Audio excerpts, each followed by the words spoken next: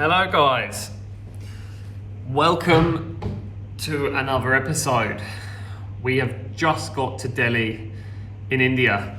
It has been a crazy first 12 hours, like crazy. I'm going to include in this video a load of tips for getting through the airport, things you're going to definitely need to know so you don't end up in the situation we ended up in. I'm going to include our story of exactly what happened to us as we came through the airport, and yeah, just going to give you my first impressions on India. It's not going to be the same as our other content, and it's pretty much just a one-off really. I don't usually do videos like this. The only reason I have to do this one like this is because I didn't film anything last night, because I thought we were coming just straight through the airport, straight to our hotel. I was not expecting anything to happen to us. So yeah, let's get into it. Right, so imagine this, right? Picture this. You're walking through the airport, you've just landed, you've just picked up your bags. What's the first thing you're going to want to do? You're going to want to get a SIM card, you're going to want to get internet, and you're going to want to get a safe route to your accommodation that you've hopefully pre-booked. We did exactly this. We went to the SIM card store, we got our SIM cards there, 400 rupees per person, gives you 1.5 gig of data a day for a month. He said, give it half an hour, wait for it to activate. So we're sitting around the airport for half an hour. It's not activating, let's just go and get the metro. So we walk outside.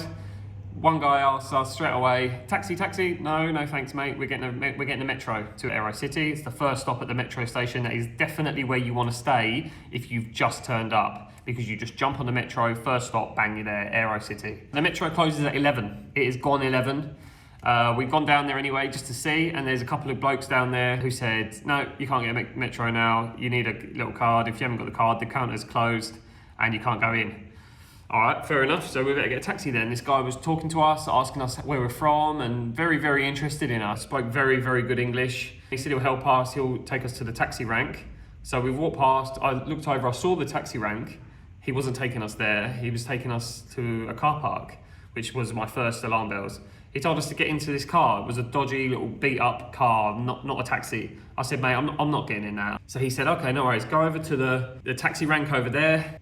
There's a prepay thing over there, you can get a marked taxi straight to where you need to go. We're like, sweet, thank you. So we've walked down there. Another guy on the way to the taxi rank has approached us. Where are you going? I work with the taxis. I said, no, I'm getting a marked taxi. I'm not dealing with any of this. He was like, yeah, that's fine. He was like, I work with the taxi company. I was like, yeah, of course you do. We've gone over to the paid bit. I paid the guy behind the counter. I didn't even pay this other dude. The guy behind the counter gave me the slip to give to a taxi driver. I gave it to this guy in front of the guy behind the counter. No problem. I walked off with this guy. We've both got into his taxi. It was a marked taxi. He's driving us around for a good 15, 20 minutes. Again, we have no internet. We don't know where we are. I did not pre-download a map, which is something I always do, and this one time I didn't do it. So we're driving around, and we come up to a police stop, and he said, I think the road's closed. And I was like, okay, that's weird. Alarm bells start ringing again. So he's gone over, he's spoken to the cop, and he comes back. He said, yeah, the road's closed all night. The G20's on. The road's closed until 10 in the morning. And I thought, 10 o'clock in the morning, that is a late opening time for a road. You're going to need it before then. So he said, what I'll do is I'll take you to a tourist information centre, tell them that you can't make your accommodation, and they'll cancel it for you, and they'll have a look into booking a new accommodation for you if you don't have any internet. So I said to him, okay, have you got internet? You can just hotspot me. He was like, I've got the company's internet. And I was like, that's weird, okay. Whatever you say, we're kind of at your mercy now because we have no internet. We're in the middle of nowhere, don't even know where we are. Bear in mind, it's like 12 o'clock at night here. I was like, all right, well, it's either that or take us back to the airport. And he said, yeah, I'll take you there. They'll cancel your accommodation for you and find you a new one, and they'll give you a bed for the night at least. I was like, okay, well, that actually sounds quite good. So we turned up at this tourist information centre. Looked like a fully legit tourist information centre. We've gone in, the guy in there, extremely friendly, very nice. They made us some masala tea. We sat down and had a chat about our route in India, what sort of places we want to go to, what we want to do while we're here, gave us some recommendations. And then he basically just planned out our route for us. And he said, I know drivers and everything. We're a government-run tourist information centre. We can get you the drivers without you getting ripped off on the streets. was like, okay, cool, that actually sounds quite good. He planned out our route for us, our itinerary. He told us that we need to get a driver for certain parts, use trains for these parts. Planned out the whole thing for us right there in like 10 minutes. I was like blown away. I was like, wow, these Indian people are so kind. Everyone's so nice. Everyone's like going out of their way to help us out because the road's blocked, we can't get to our hotel. They were also telling us that our hotel's in a dodgy area. It's not in Aero City, which it actually isn't in Aero City, but it's not a dodgy area. They were like, oh, there's prostitutes, drugs and all that there. And I was thinking, actually sounds like a pretty good time. Nah, I'm joking. And because it wasn't in Aero City when we thought it was, that threw us in the first place. We were like, well, I don't know where we're going. I don't know where the hotel is if it's not in Aero City, and I don't know where he's taking us. 2.5 hours had gone by now, and we still had no internet connection on our phones. He said, oh, you must be tired. I'll have a look into a new accommodation for you. I suppose you don't have internet. We're like, no, we don't have internet. And he said, okay, I'll have a look on here, and we'll find somewhere for you. He found this place. First thing we noticed was the bad reviews on Google was 3 stars. It was 6,900 rupees per night. I was like, man, I'm not getting somewhere that's £65 a night. He said, no, because it's through us, you'll get it at like 3,000 rupees for a night. And I was like, all right, 30 quid, I don't mind spending that. I just kind of want to go to bed now. This was at 12:30. He said, yeah, and then my driver will pick you up tomorrow morning at 10. You can come back here and we can talk about your route and what you want to do in India and all that. He said, it's all free, it's a tourist information centre. I was like, yeah, that's cool. That sounds really good. Absolutely blown away. We jumped in the car with the driver. He took us to this hotel. We turned up. The hotel staff were nice. Everything was good. The room was nice-ish. It was all right. It definitely, I would have been pissed off if I had to pay full price for that room, like £65. No way was it worth that. But it was nice enough for us to relax there. And one thing that also rang alarm bells for us is when we got to the hotel, he said, by the way, the Wi-Fi's not working. So I was like, that's interesting that we still can't get on the internet. So I was like, okay, I was so tired by this point, I just wanted to go to bed. So we got upstairs, we had a few plug sockets in there, none of them worked, none of them. So that's the part of the scam as well, is where you can't charge your devices. So we had the power banks, so we always have charge, because we have so many devices for this, we have to have extra power banks. So we luckily had power banks, but if you don't have a power bank, you're gonna be in that room with no Wi-Fi because they tell you the Wi-Fi is broken. You've got no internet access for God knows how long. I turned my phone off, turned it back on, just said, last ditch attempt to get onto the internet so we can just sort of work out exactly where we are in the world. Because we had no idea where even in the city we were. And this city is huge. So then, yes, my phone connected to the internet. Nat's phone started connecting to the internet. We both got through. Nat's gone straight on reviews on Google. Bang. All the reviews, avoid. This is part of the infamous Indian taxi scam at the airport. The taxi drivers get commission for taking you to this hotel instead of the one that you've pre-booked. And what they'll do is tomorrow, they're going to try and charge you way more than they've told you. They're going to say they put you up in the best room because they were fully booked and all the others. The room I said for cheaper wasn't even available, so they had to put you in that room. And yeah, you had no choice, so I understand that they basically charge you like 2 to 3 times the amount of what they said the day before. I never would have paid that. It would have been a massive ordeal, it would have been a massive conflict, and I'm glad we didn't go through that. As soon as she read those reviews, I jumped up out of bed at 1 o'clock in the morning. I said, no, we're out of here, we're gone.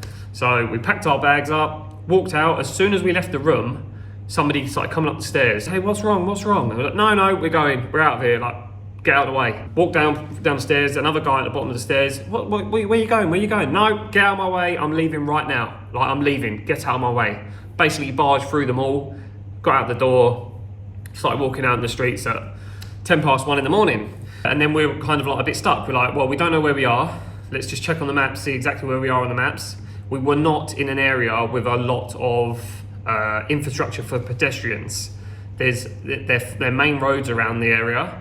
And yeah, it was pretty dangerous. There was people laying on the streets asleep. Like, it was a bit run down, the area. I called the original hotel that we had booked online and I explained to him what happened, and he said, yeah, I understand exactly what's happened. What you need to do is get an Uber to our accommodation here. So we had to go all the way back to the airport basically in an Uber, and we ended up staying there. So we got away with it really, but man, that was an absolute stressful ordeal all night. It was quite the adventure. It was good fun. When you look at it, when we were looking back on it, laughing in the Uber on the way back to our original hotel, we were sort of laughing about it. Like, oh wow, what a crazy adventure. Before you know it, you are in that situation, and we even looked up online before we went exactly what we need to look out for at the airport, how not to get scammed in India, and we did everything right. They said, go to the taxi stand, don't go to anybody else.